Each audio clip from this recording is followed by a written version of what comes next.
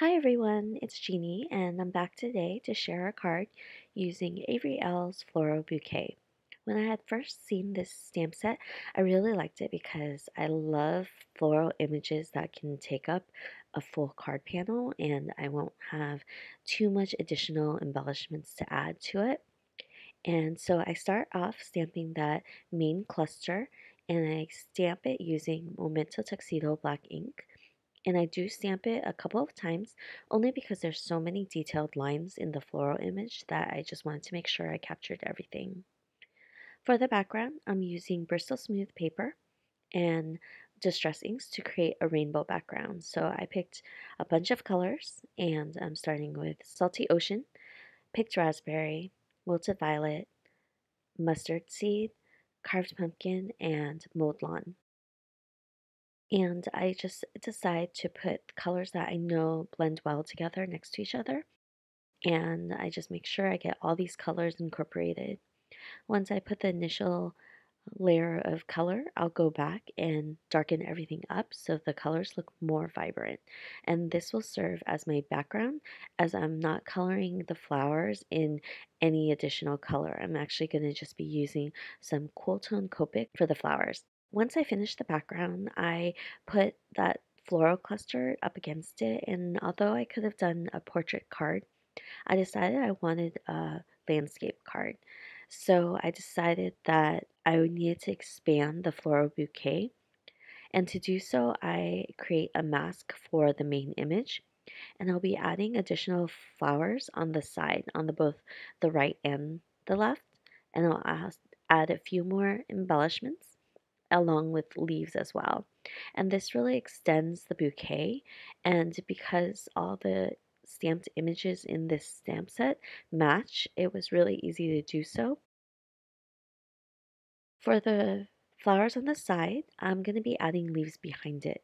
So I'll have to create two additional masks for those two flowers as well, because I want to add those leaves to make everything look cohesive. The flowers in the middle image have leaves behind them too, so I wanted to make sure that the these side flowers also had that extra embellishment.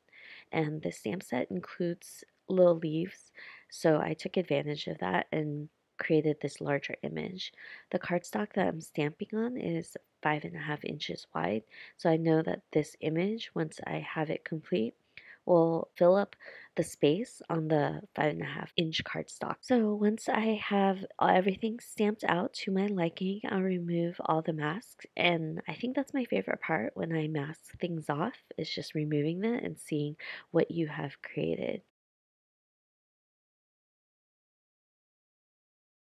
So I end up fussy cutting this image with a white outline around it.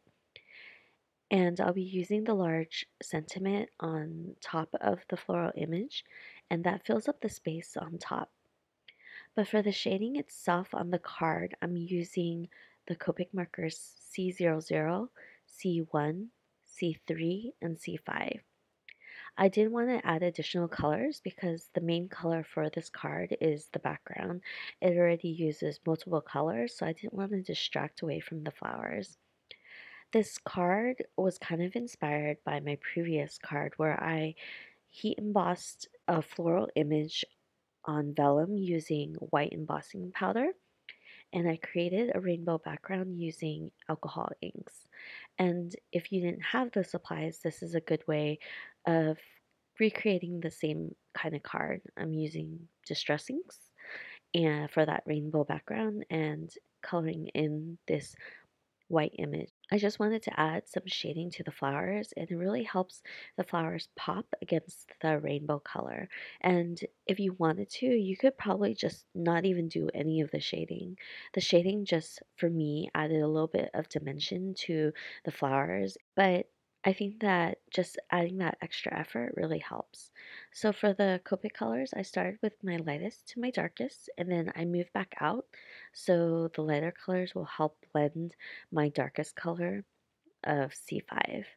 So I think that it looks really cool. And I always put it up against the background because I'm just so surprised how the color looks up against the rainbow.